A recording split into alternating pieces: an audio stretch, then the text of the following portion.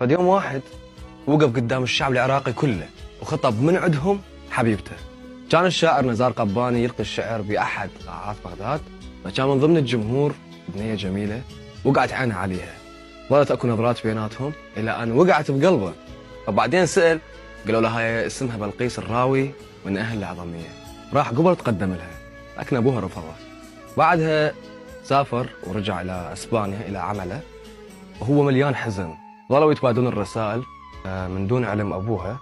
وبعد 7 سنوات رجع نزار الى العراق حتى يشارك في مهرجان المربد الشعري، فوقف قدام الجمهور ولقى قصيدة مرحبا يا عراق جئت أغنيك وبعض البكاء غناؤه. فتعاطفوا ويا الناس كلهم وعرفوا انه هالقصيدة يقصد بها قصته ويا حبيبته وشلون رفضوه اهلها.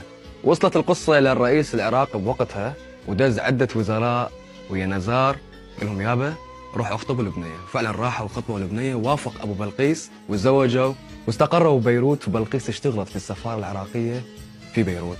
وبيوم من الايام جت ودعته وحضنته حتى تروح الدوام. هو قاعد بمكتبه يشرب قهوة، صار انفجار هز بيروت كلها، وجاء خبر انه حبيبته استشهدت في انفجار السفارة العراقية في بيروت. ورث حبيبته الشهيدة في قصيدة شكرا لكم فحبيبتي قتلت، وصار بوسعكم ان تشربوا كأسا على قبر الشهيدة.